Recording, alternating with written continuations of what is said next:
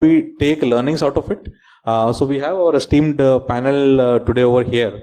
And I'm very pleased to say that everyone comes from a very different background. Everyone has a very different perspective to share in terms of what their experiences are.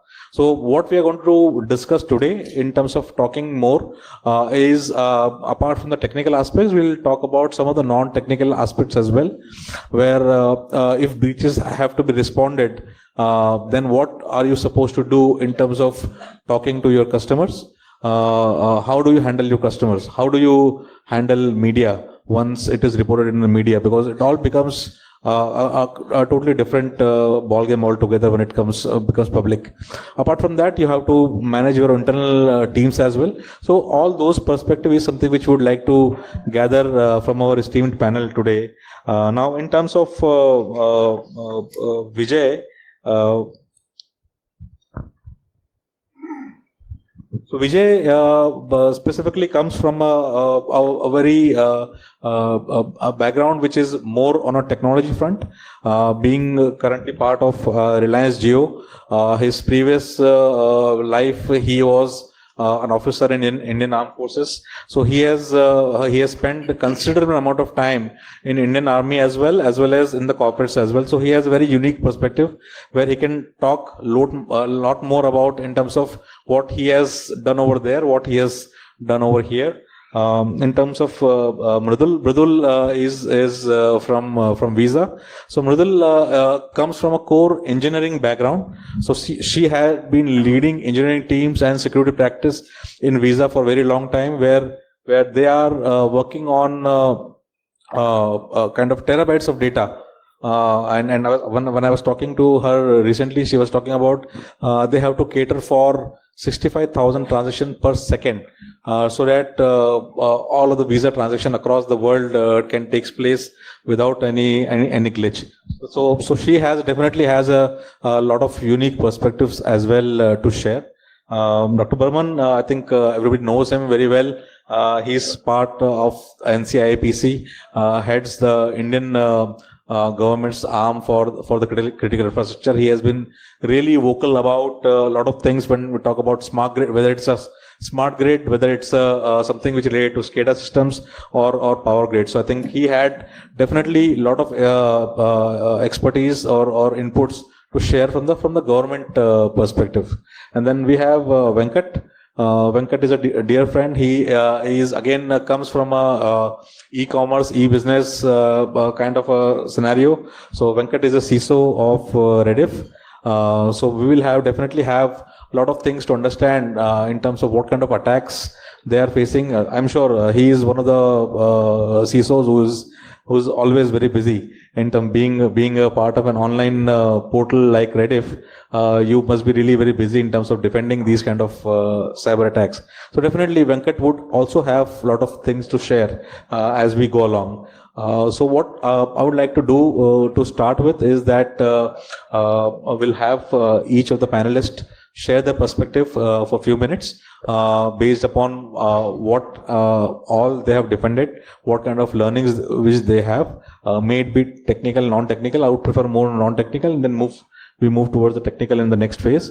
And as we hear them out, at the same time, if there are any specific questions from audience, we can also take it in a more interactive manner as well.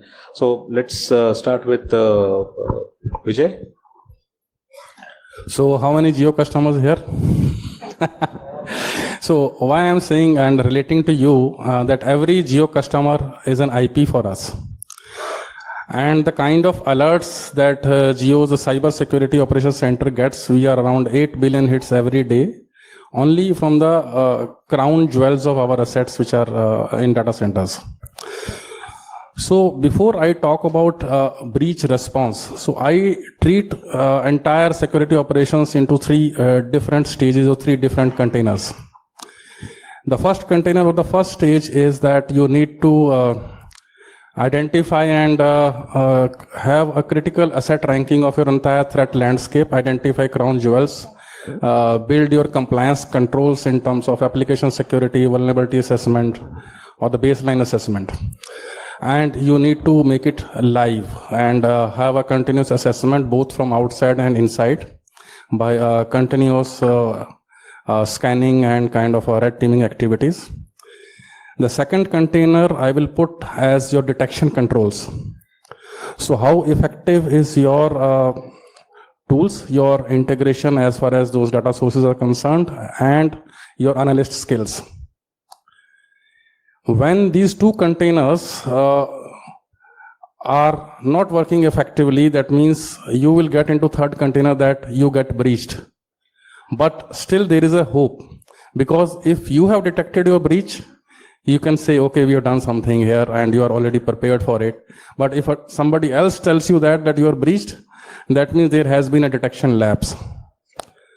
Now, once you get an alert either from inside or outside that you have been breached, so there has to be a prior rehearsals of what you are going to do in breach. Many people, they say that, okay, breach is just an IT issue. No, it is not an IT issue. There are three important things involved. The first is your business. Second is your financial. Third is litigations, as well as your regulatory compliance. So there are three important stakeholders: business, your customers, and regulators. So any action that you do on this will have to be a combined balance considering requirements of all these three stakeholders.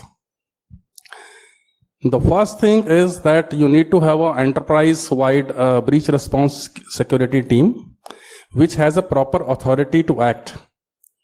The next thing is that you need to already identify certain breach scenarios of different severity. Like I will give an example, like somebody has taken a shell of your a server, which is an isolated server, just for doing a Bitcoin mining. This can be one kind of a level.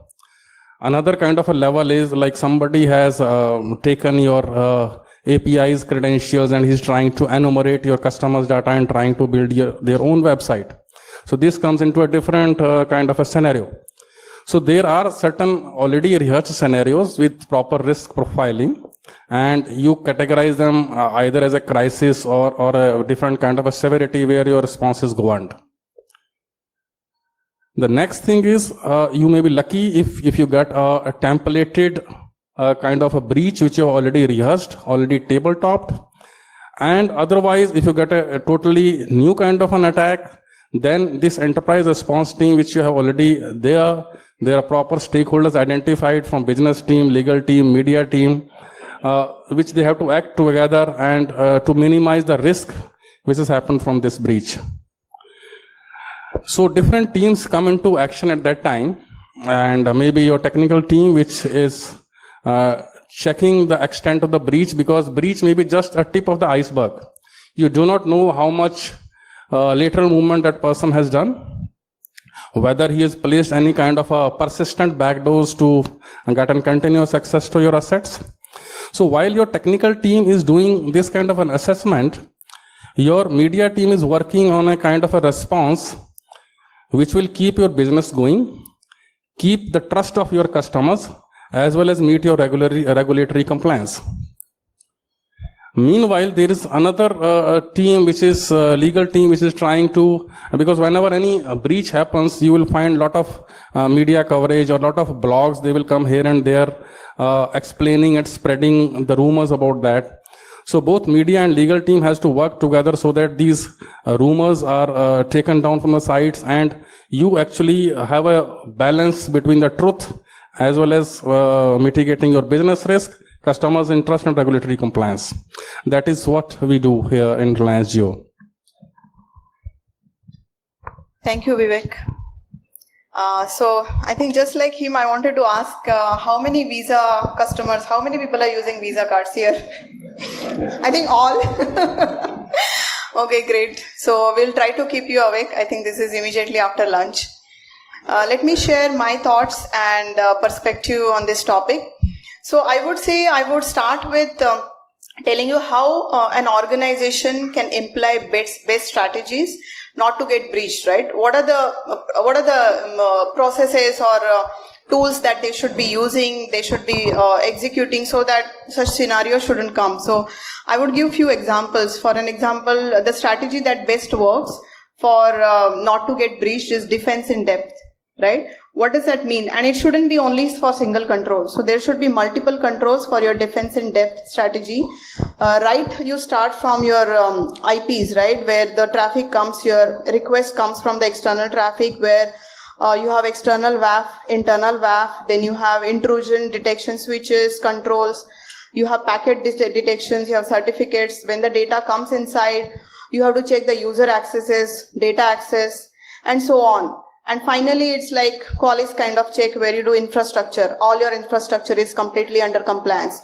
So every organization which is supposed to be best having this, implementation for data breaches should actually have multiple controls in place, not only single control.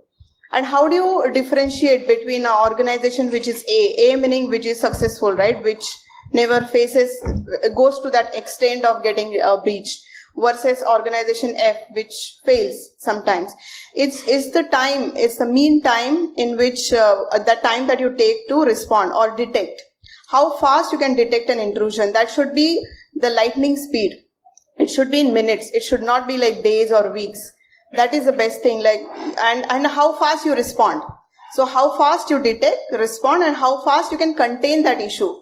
For an example, you take, infected laptop out of your network. How immediately you can do that? How fast you can contain that issue? So I'll give you some examples from my organization where we have this something called huge fusion centers, because the transaction, I think Muslim just mentioned that one aspect, one dimension of how big data and the network processing that we do. So we are stress tested for 65,000 transactions per second. Though we never got so many, the peak that we have still got is 20,000 transactions per second, and it's globally. So with such kind of advanced payment network and so on, we have to be extra careful in terms of how the external traffic is coming. So we have built something like fusion centers, where it's like big live monitors, and we can actually monitor all the live traffic that is coming in. And there are a couple of ways we can mitigate that, right? When the traffic comes in, you can see it is going in a wrong direction. It is not going to the server that it is intended to. It is going in the wrong direction. So you can either stop it, that is first thing, or you can let it go. But you have to make sure when the traffic, the request reaches a data point, and when the data is extracted, it is not in a usable format. It is a opaque packet that they cannot do anything with it, right? Or you can stop it, or you can basically divert it to a direction where it goes to a dead end. So there are a lot of mitigation attacks or mitigations that we do in terms of live monitoring. And it's the best thing I have seen in such kind of environment where we deal with so much of payments and security. We are in payment security business, right? So just the stats are amazing for us. Like the total, I think the world population is around 7 billion, and there are almost 3.3, almost 50% consumers are using Visa cards. So it's 50% of the world market that we are talking about. We deal with 160 billion transactions per second globally. So that's a huge amount of data stats that we use, and then we have to be really, really extra careful. So our posture, the posture for data breach for us is, our mission is zero breach. That is the mission that we follow. It's a zero breach.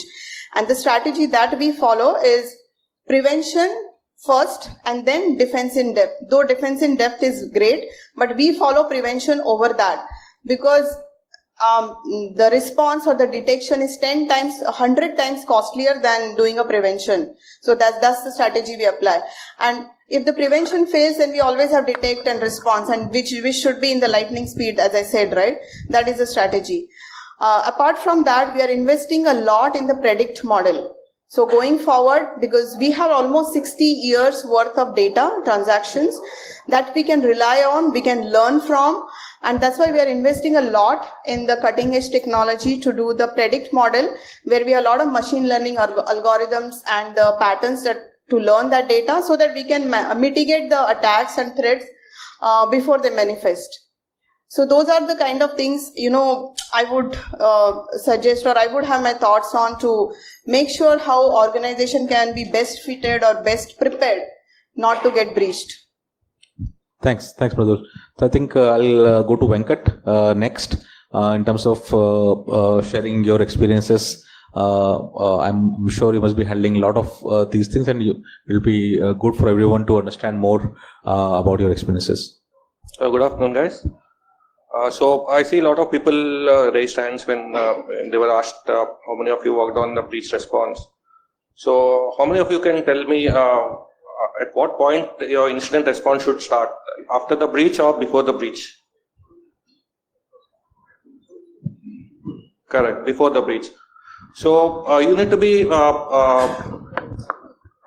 before the breach means you need to be ready for the breach, and you need to have a playbook kind of thing where you can list down all the incidents or breaches that can happen in your organization. And then you list down the incident and see what can be the outcome. So where it can be, who it can be done. Say, for example, there are breaches which can be done from the internal employee. So you need to see like who all stakeholders should be included in those breaches. So an internal employee incident, you can involve your HR, you can involve your legal team. So these are all kind of things you have to be documented in your playbook. So playbook consists of all the types of breaches what you expect to do. And then you need to do table talk exercise as Vijay was telling. So you need to do table talk exercise and see how much time you are taking and what time you are taking to do that incident. And coming to the breach, like I come from Rediff.com, and we got a lot of users who are using our email services. And they say reports which states that around 90% of the all breaches or incidents happen from email. So we started something called as DMARC implement. We are implementing DMARC framework, which will detect if the mail which you are receiving is a spoof mail or not. Say, for example, if I want to send an email to say Gaurav, and not me, I mean the hacker wants to send an email to Gaurav, but he is impersonating me. Then in DMARC, it checks the SPF record. SPF record has the IP addresses which you said, you tell there where from which IP addresses my mail originates. So DMARC checks from which IP address the mail comes, and if it does not match, then it will look at the policy which was set in the DMARC, what to do for this mail which is not being met the DMARC policy. So we start with something called as policy called as none. Why do we start with none? Because in your business there may be many teams who can send out emails to your customers. So there may be a mailing campaign which is run from a company which is not owned by you. They are mailing companies. So you need to see from which all places these emails are going out. So you need to gather that report. So when you set DMARC policy as none, there you will be receiving reports from which IPs those emails are going. Then you need to see, okay, whether these are your IPs from which emails are sent. Then you need to add those in your SPF record, and then you can finally set to quarantine. Quarantine means the service provider will put the emails in junk, or you can set it as reject, where the mails will be sent to reject policy. Okay, this is what we are implementing. And another thing what we are implementing is on phishing. Say, for example, if there is a malicious malware in someone's laptop and a phishing mail is sent to that thing, but it is sent through a regular account and which passes DMARC, then what we are saying is like we are checking the link from where the user is landing, and then we are getting the images. We are looking for the images. Say, for example, XYZ bank. We are looking for the image of the XYZ bank, and we are looking at the URL, and then checking if the URL belongs to that XYZ bank. Because, say, for example, bank has, say, Visa has Visa logo, Visa name, right? So we'll check if the URL belongs to that thing. We'll check the certificates, and then we'll see, okay, before the user lands on the page itself, we'll see, okay, hey, it's a phishing link, so it's up to you if you want to proceed or not. So this kind of technology is what we implemented to make sure that the user is not breached. Thanks, Venkat. So I'd like to hear some government perspective. I think Dr. Burman has been associated with NCIA PC, and I think you'll be able to share more light about critical infrastructure, and because the threats are totally different. So what we talk about in the corporate world and what we talk about areas such as critical infrastructure, the threats are very different. So I'm sure you will have a lot of experience to share them. Thank you. And in keeping with the opening of this panel, I'd also like to start off with a question. How many of you have heard of NCIPC, National Critical Information? All right, so that's about 10 to 20% of the audience. So I think it's time the rest of the audience woke up, smelled the coffee, and understood that as a nation, we are under attack, right? And the mandate that has been given to NCIPC is the protection of our critical information infrastructure. You can go to the website and see the formal definition, but an informal understanding of what is critical information infrastructure is anything that, if hit, would have an impact on national security, our well-being, our financial systems, and our overall functioning as a society. Right? I'm giving this as a very loose definition. The other aspect of NCIPC, and this is because there's a lot of confusion, and I'm just giving this as a preamble to what I have to say. But what people need to understand is NCIPC, our constituency is not limited to government. If you're a bank, irrespective of what your origin and ownership is, you are part of the critical information infrastructure, and so on and so forth. And why I had requested Muslim to keep me as the last in this opening session was basically so that you get a flavor of what we're dealing with. And what Muslim is doing, what Vijay is doing, what Mridul is doing, what Venkat is doing. Everybody is doing all this. And we're in the hot seat, trying to coordinate, trying to understand, trying to actually make sense of the chaos that exists.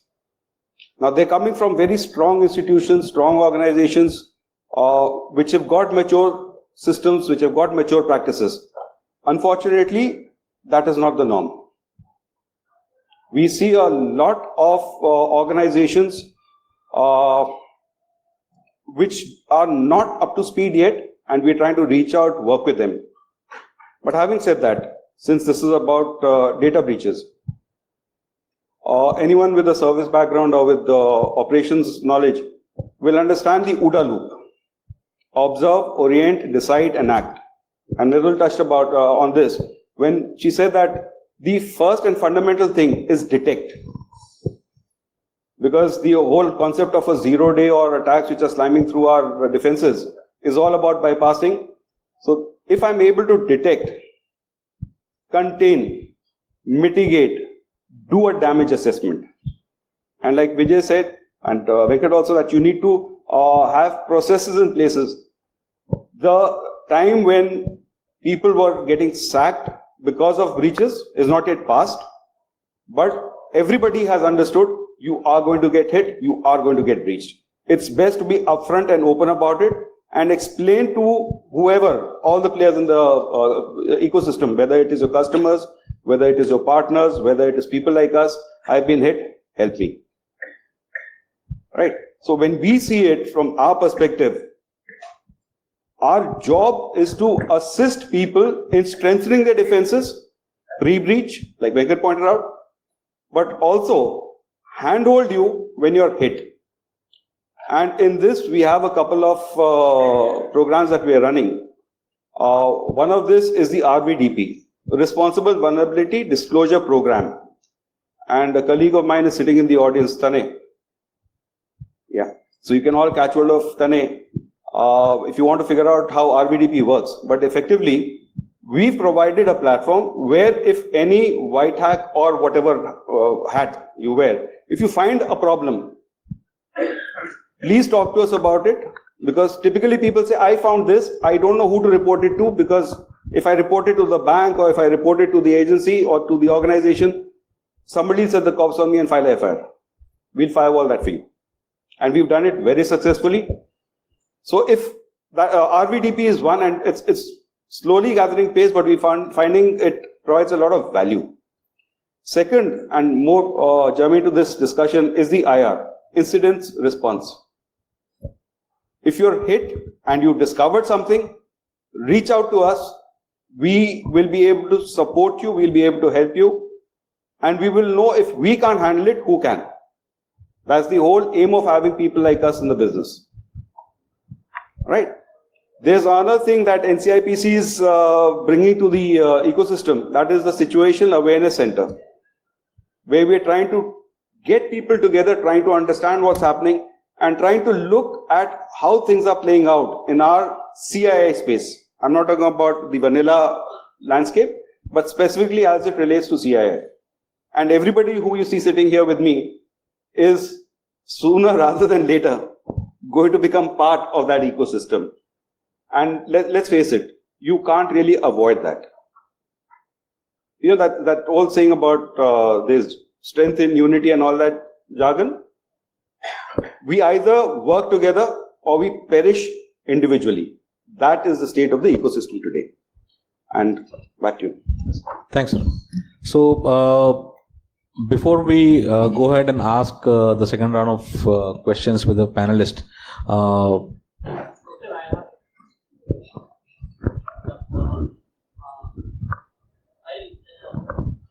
CPC definitely doing a very important role. Just one clarification, which the new initiative which you have done on the vulnerability things, we are giving information to Sortin. Can you not take the same information from Sortin instead of asking us the same information again? Definitely. There's no argument on that. Yes, we can, sir. Yeah. What we would suggest is just add a CC if you are sending a mail. You know, because let's understand how organizations work. Understood. We are not saying we are exclusive, but let's do it together. You tell him, he goes through it, he tells me, he has, and vice versa. We are not saying tell only us. There are more than one player in the game. Each has got clarity on what he has to do. Let's do it together.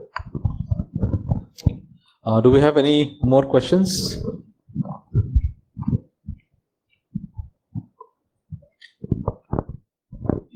Hi, my question is for Madhul.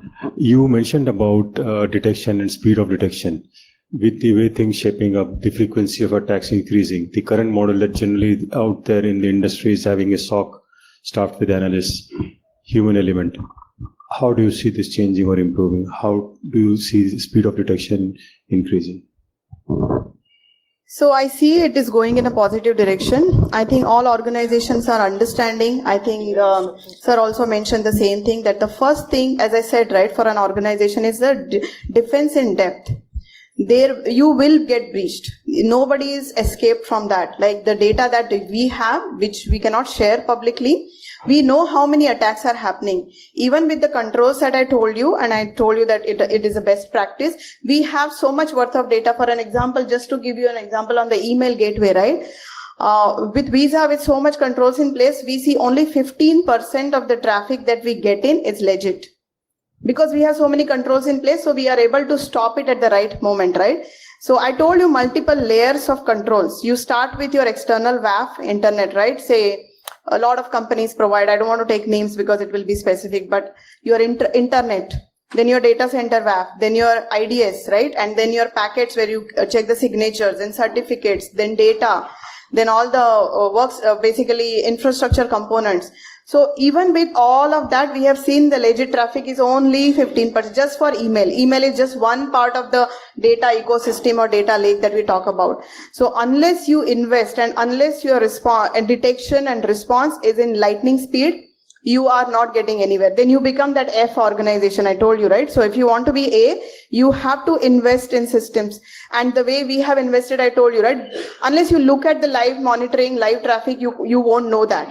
And you learn every time you get new transactions, you keep learning. So we are lucky enough to have 60 years worth of this payment transactions.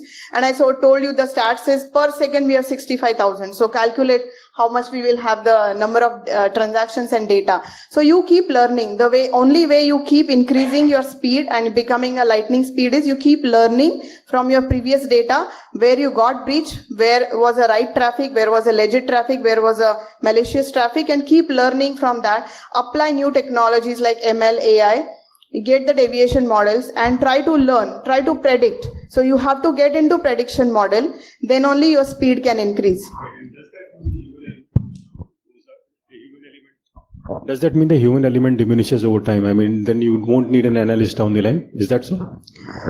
See, everywhere you have to do automation. If you want to scale up, if you want to learn something better, you have to go, even machine learning. Why we are asking machine to learn than human knows, right? Human already knows, human has learned it. But we want machine to learn because human cannot handle so much terabytes of data. Only machine can handle, and only human is teaching machine. So you have to go into that automation model. If you want to scale up, if you want to handle so much worth of data volume, the world population and all of the data breaches examples that you see, you have to get into automation model. I'm not saying completely human is out, but human is the one who has to teach machines to how to learn better, to get into that lightning speed. And that speed is must in today's generation. Thank you. So I will like to add to your question, like speed of detection or speed of reaction to incidence response. Like I already said that the first portion is your compliance controls are in place or not. The detection portion, I will take it into two parts. One is say mean time to detect, and the second portion is mean time to remediate or to respond. Once you say mean time to detect, it has two portions embedded to it. One is the tools that you use and the rules which you set to detect, and the second portion is the human being. So the tool which you have used as well as the configuration rules which you are making to detect, they need to be fine-tuned by continuous red teaming activities. So once you do a red teaming activity, you will see what kind of an alert, whatever SIM that you are using, whether it's a traditional SIM based on correlation use cases or it is an AI ML based SIM. So finally, you need to see if my team does this activity, what kind of an alert SIM will throw, and whether my human being or the analyst which is sitting there, it is able to detect. Because whatever system you use, it will going to generate false positives. So it is only the human being which can fine tune your traditional SIM vis-a-vis your AI ML based SIM. The next portion is mean time to remediate. Okay, your tool has given an alert. How much automatic response you can do? You can do automatic response in terms of say integrating your SIM tool with the firewall where a particular IP and port gets automatically blocked. But how far you can take this automatic remediation? Can you do it, say, changes in the Apache web server configuration where it is exposing some sensitive information? Can you do automatic patching of application? And if human being is not involved, sometimes your automatic fixing may cause a business impact that we have seen. So that is why traditionally many organizations, they will not use IPS in a prevention mode. They will use IPS in a detection mode so that automatic action which is taken by machines, it doesn't cause a business impact. Just imagine we have in terms of thousands of transactions happening every second. If your geo charging server or the cluster which goes down even for 15 minutes, it has a huge revenue loss. So both the portions are important. So your tool and process as human, all three gets defined by your red teaming activities. The key skill is that you need to continuously have a view from outside and inside by internal scanning. That will improve your rules and processes, and this will increase your speed of detection. I just wanted to add, I think he brought up a good point about red team exercise, right? So a lot of companies who understand this need, right, of going in the lightning speed and not get breached.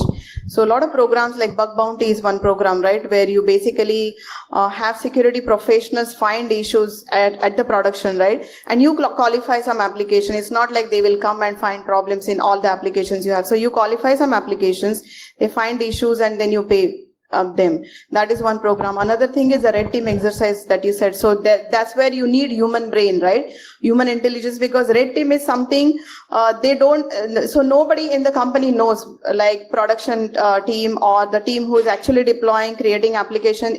No one is aware of this exercise in the company itself. That's why they call red team. So these people come up with the scenarios or the use cases that has never been tried before.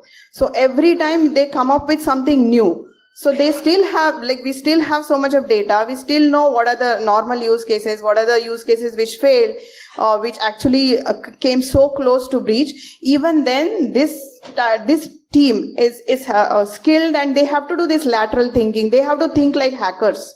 So that's where the human brain comes into picture, where they have to come up with every time a new scenario that they will try to break the internal system, which nobody is aware of. People in the company itself will get aware of this use case or this exercise only when the breach happens. But it's still okay to get breached by red team than the actual hackers. So you really need to have this lateral thinking for that. Can I just add, it's a very interesting question because you can see all the response you're getting. please understand what we are hearing are responses from traditional IT infra. And why it's significant is when you look at systems which are not traditional, which involve SCADA, which involve PLCs, which involve systems. I mean, for Mridul or for Vijay or for Venkat, if you need to make a change, it can happen very quickly. But if I'm looking at a smart grid, or if I'm looking at a power plant which has a life of 40 years, there's a certain paradigm shift, right? So I have to take on board and live with legacy. I have to live with insecurity because I can't re-engineer the system. How do I throw out a power plant which was made operational 20 years ago, has a life of 40 years, has a huge capital investment, just because there's a security breach? So the way that we have to see it is, yes, there is a security or a possibility of a gap. Let's identify it. The problem is, while the IT security domain is still reasonably mature, the SCADA and associated systems which are not traditional IT are yet to gain any level of maturity. So that is something which you have to keep in mind when you're talking about the automation and the human element. Because at the end of the day, it depends on where you're looking at. So I want to add something to the red teaming. So, you know, everyone is aware of the infamous Equifax breach, right? So there's a latest report which came out which says that in Equifax has a system in place which will alert if the data is being taken out. But unfortunately, the certificate in the system got expired and no one checked if actually it is alerting or not. So by doing the red teaming, they would have noticed that it expired and it is not catching up. So yes, red teaming is very important to do this. Yes, I see. I think a lot of people have spoken about red teaming and related things. So before I again hand it back to the audience, I have one basic question, because thing is that's what red teamers do is social engineering is one of the very important aspect which they utilize while attacking the organizations, and that's what the traditional adversaries also do. So they social engineer and then they attack the companies. So you might have best security things in place, but if you are able to social engineer executive assistant or somebody who is very close to a kind of or a financial manager who is very close to kind of critical data, the breach becomes very trivial, because we have heard from a lot of customers that when they spoke, this was a very basic thing. But thing is that people don't realize how basic, small basic things can lead to a larger breach. If I could get an opinion on that. So I can give you a few examples which have led to the breaches. The first is, let me classify the breach as such in a technical terms. One is that actually you have actually breached the parameter and you have placed a backdoor and you got a shell of a server. That is one kind of a typical breach. Another breach is that somebody has just hunted on the Google and it found open S3 bucket or something lying on GitHub or something like that. It is not a traditional breach, but you still get an access to the data. Third is that you have detected a breach in the, say, API gateway, where you have not got an actual breach, but you are able to enumerate API and get the data.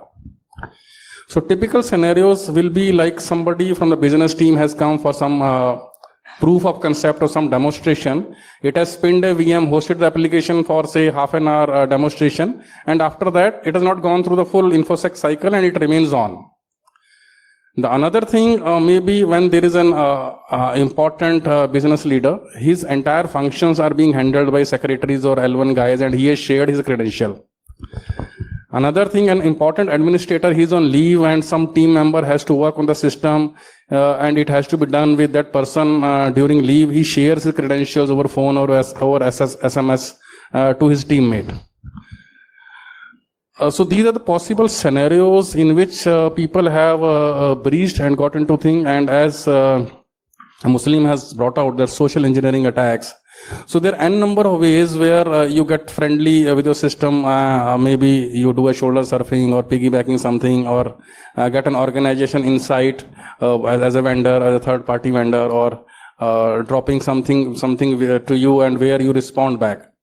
The only mitigation measure is continuous employee training and awareness programs that should happen to fine tune and plug these risks. Yeah, I'll just give few examples, I think, because we were giving basics, right? How, basic way, the way we operate on internet, how it can lead to getting breached. So few examples, like we get a lot of phishing emails and like this cross-site request forgery, the emails that we get. So there are a couple of examples where you get an email and you get redirected to some page which looks like for your password reset page, which is very common that you see that you reset password without knowing where you are resetting password and letting other people know your new password. Once you give the password, like it's an access given, right? Other where like you get an email to download and you say WhatsApp, you get a message, now new version of WhatsApp has come, you have to patch it or you install. And when you actually install or when you get it, the Play Store or the place that you go, it's not legit, it's a malware. But you still install from that, now your entire phone is gone. And the basic one that we have seen for the personal identification information that we have, normally in the pre-production installations, you shouldn't be having access to the real data which you can get leaked out.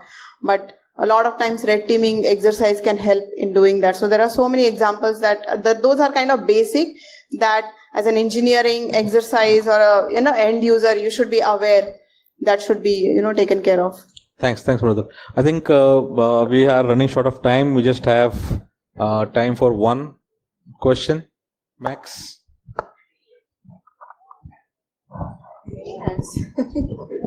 So far we discussed about the engineering minds solving the breach, but how about PR damage or the legal other aspects of damage done by breaches? How do we handle it, or what are the different aspects other than engineering problems need to be solved? So I have an example which our CXO keeps telling. So he says, yeah, you get breached.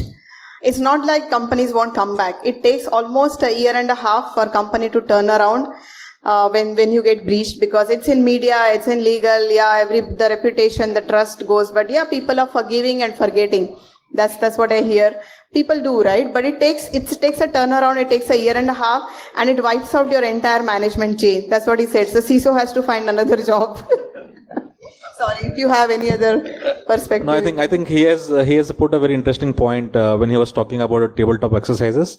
So that time during those exercises, I think everyone is involved. When Venkat was talking about plans, so those plans should involve almost everyone, including from the technical people to the PR handling people, the financial people. How would a CEO give a statement to media? What would you give an answer to your customers? So all these things are normally pre-drafted and ready-made before during the tabletop. So you need to have a playbook kind of thing where you need to emphasize what all can go wrong, where can go wrong, and you need to be prepared for that one. And as far as NCIPC is concerned, just one quick thing I'd like to add is that we're in the process of putting together tabletop exercises for senior management. So it's something like when a CXO sees something, how does he report it to the CEO? When the CEO hears something, how does he handle it? How does he apportion the management of that entire exercise? So this as a structured training mechanism, we're working on it. Obviously, it's not simple, but we're trying to do something on it. So perhaps in the next few months, we will come up with something. I'll just summarize. Your response has to balance 4 facts: truth, your business interests, your customer satisfaction, and regulatory compliance. If you're able to manage these 4 with your disclosure policy, it's addressed well. If you can do that. You can follow all 4.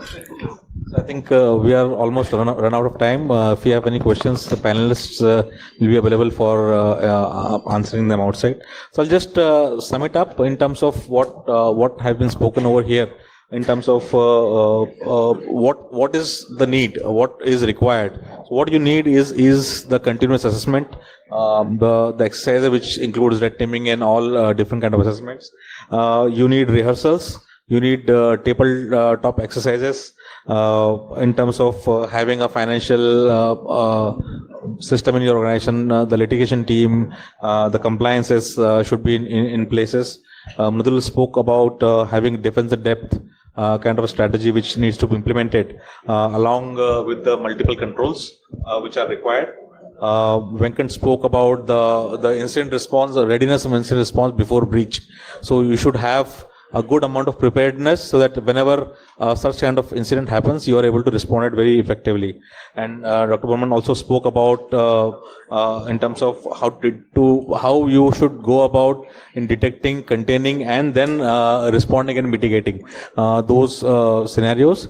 He also provides some of the perspective from the government side.